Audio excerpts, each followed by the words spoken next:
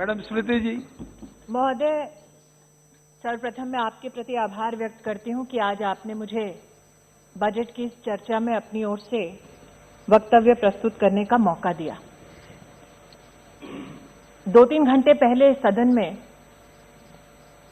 एक वक्तव्य ऐसा आया जिसे सुनकर सोचने पर सदन का हर सदस्य मजबूर हो गया कि एक व्यक्ति झूठ की नींव पर खड़ा असत्य की और कितनी इमारतें बना सकता है। उस व्यक्ति ने सदन की गरिमा का बिल्कुल ख्याल ना रखते हुए इस सदन द्वारा संवैधानिक तरीके से पारित कानून को काला कहा। संविधान की अवहेलना करना इस सज्जन के लिए नई बात नहीं है। इस सदन में बजट के ऊपर चर्चा करना उन्हें स्वीकार नहीं। इस बात को देखकर कई लोग हतप्रभ रहे होंगे कि चर्चा बजट से संबंधित है तो बजट पर व्यक्ति क्यों ना बोले, लेकिन शायद मंशा यह है कि यह बजट भारत को आत्मनिर्भर बनाने का बजट है। यह बजट भारत को जोड़ने का बजट है। और जिन लोगों ने दिल्ली में भारत के टुकड़े होने के नारे का समर्थन किया, वो भारत को समर्पित इस बजट का समर्थन कभी नहीं कर पाए। मैं अचंभित थी सभापति महोदय जब उस व्यक्ति ने किसान की दुहाई दी और आरोप मढ़ा इस सरकार पर। अचंभित इसलिए क्योंकि जिस क्षेत्र के वो निवर्तमान सांसद हैं, उस क्षेत्र में मंडी व्यवस्था की वो चर्चा करते हैं, चिंता करते हैं, लेकिन पूर्ण रूप से उस प्रदेश में क्या व्यवस्थाएं हैं उसके बारे में कभी चर्चा में शामिल नहीं होते। और जिस लोकसभा क्षेत्र से वो हारे, उस लोकसभा क्षेत्र में किसान का उन्होंने क्या हाल किया, आज आपकी अनुमति से अध्यक्ष जी, सभापति महोदय जी, मैं उस संदर्भ में कुछ बोलना चाहती हूं। लेकिन बजट से उनका कोई सरोकार नहीं, क्योंकि जैसा मैंने कहा, यह बजट देश को जोड़ने का बजट है, आत्मनिर्भर बनाने का बजट है, देश को तोड़ने का बजट नहीं है। देश जुड़ता है तब जब महामारी दस्तक दे देश पर और देश का प्रधानमंत्री ये चिंता करे कि देश का एक भी गरीब रात को भूखे पेट ना सोए। और गरीब कल्याण पैकेज के माध्यम से देश के प्रधानमंत्री 80 करोड़ नागरिकों को 8 महीने तक मुफ्त का राशन पहुंचाने में सफल हो जाएं। इस सज्जन को यह बात स्वीकार नहीं कि 80 करोड़ नागरिकों तक इस बजट के संदर्भ में देश के प्रधानमंत्री ने राशन 8 महीने पहुंचाया कैसे? क्योंकि जब जब सत्ता इनके पास थी तब गरीब का क्या हश्र होता था ये देश जानता है, इसलिए आज वो सत्ता में नहीं है।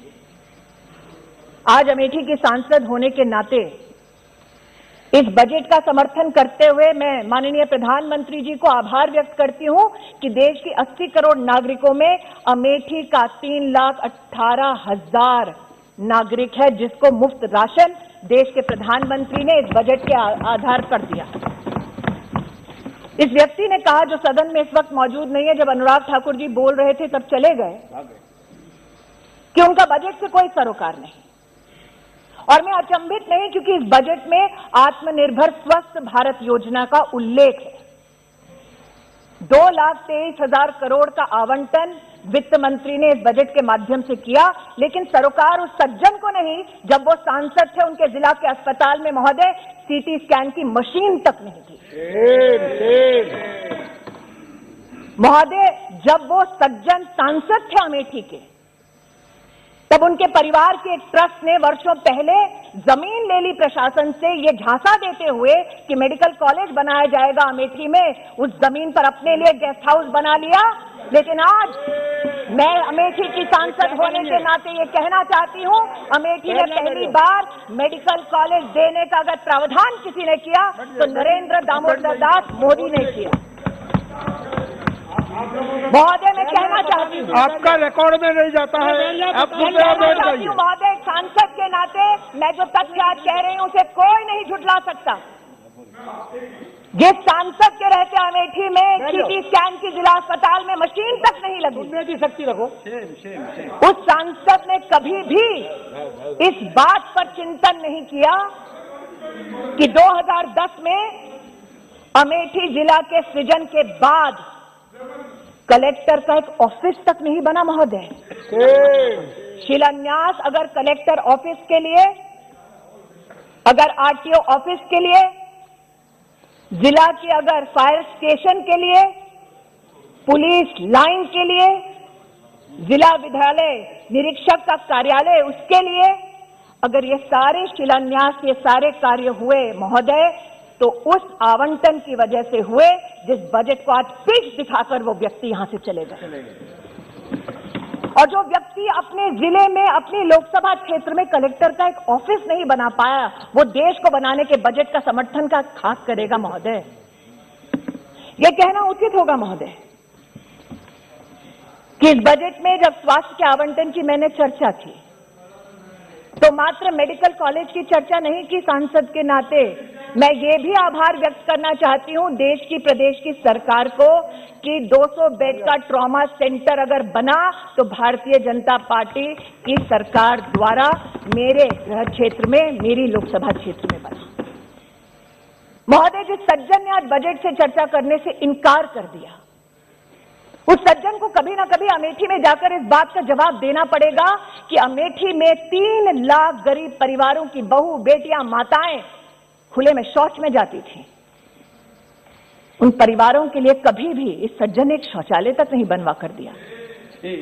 इसलिए आज इस बजट के प्रावधान में स्वच्छ भारत अभियान की सफलता हेतु 10 करोड़ गरीब परिवारों को जो देश में पहली बार एक शौचालय मिला,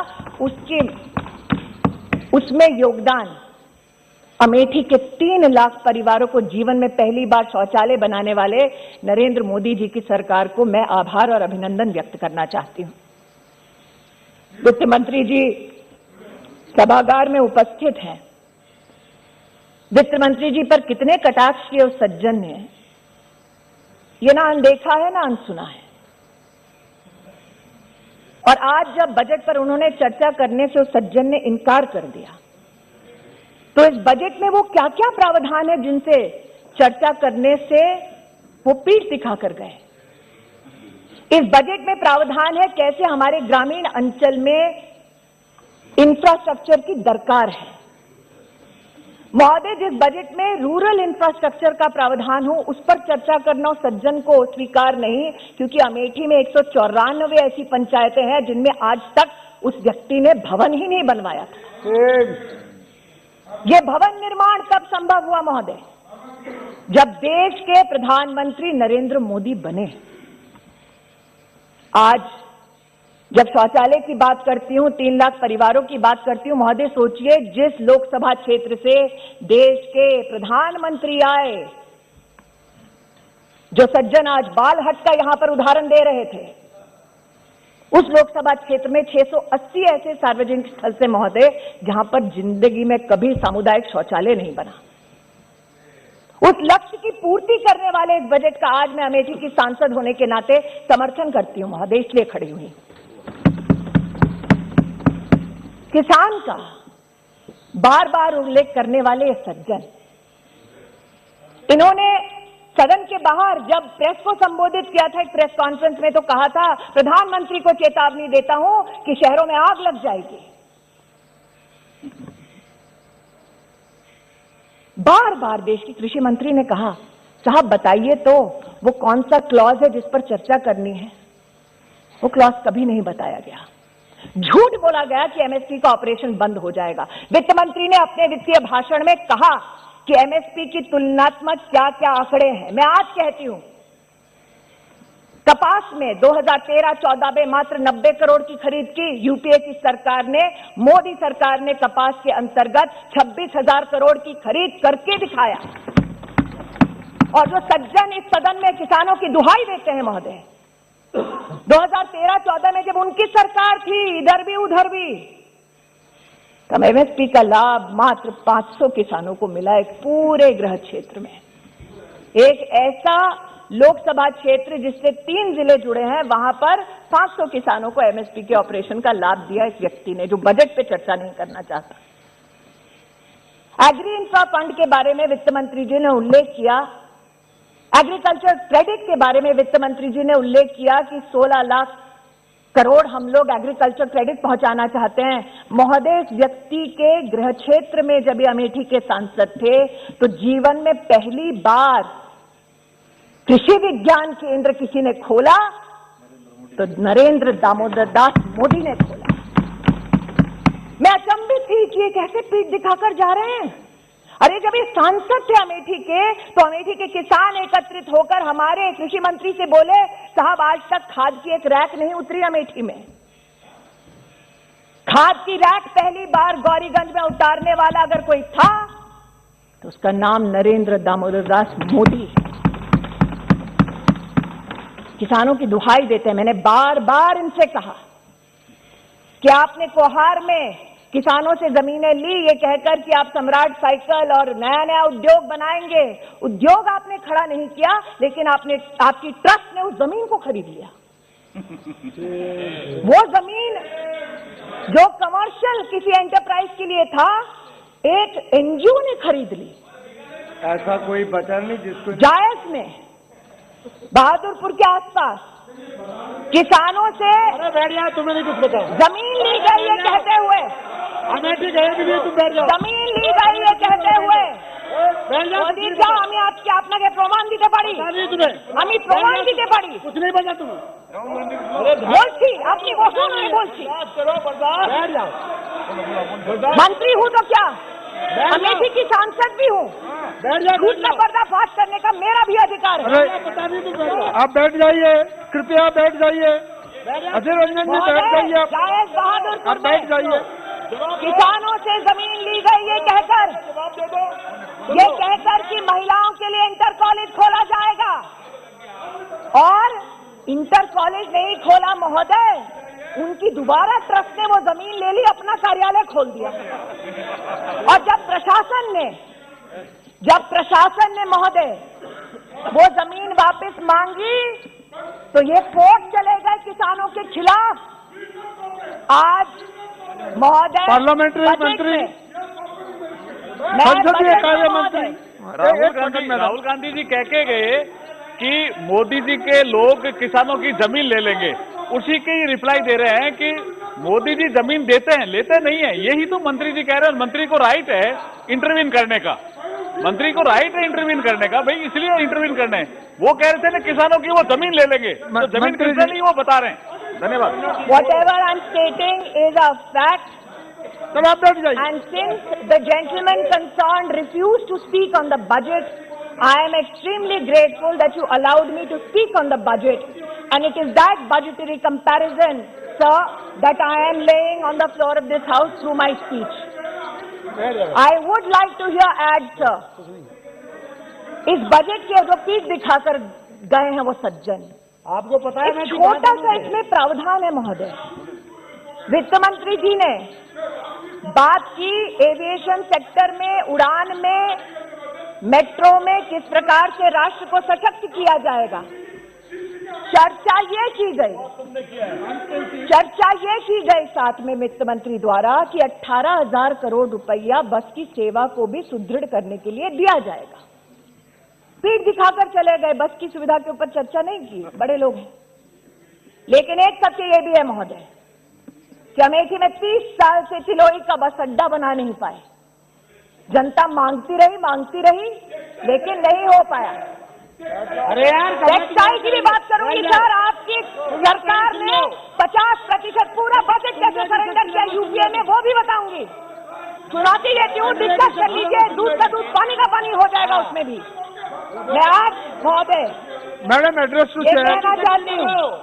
अरे भाई आपका बोलना चाहती हूँ महोदय, अजय रंजन जी कृपया बैठ जाइए, आप बैठ जाइए। वित्त मंत्री जी विराजमान हैं। जब वो रक्षा मंत्री थी,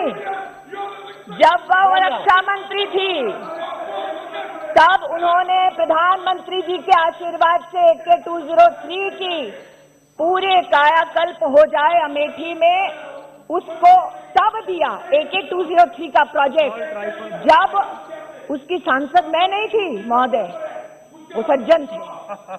बार बार ये कहना कि द्वेष की भावना से प्रधानमंत्री जी और उनकी सरकार काम करती है। अगर सबसे बड़ा प्रमाण चाहिए कि प्रधानमंत्री जी, उनकी सरकार बिना द्वेष के राष्ट्र निर्माण की दृष्टि से, गरीब कल्याण की दृष्टि से काम करती है महोदय, तो अमेठी से बड़ा उदाहरण उसका कोई नहीं होगा।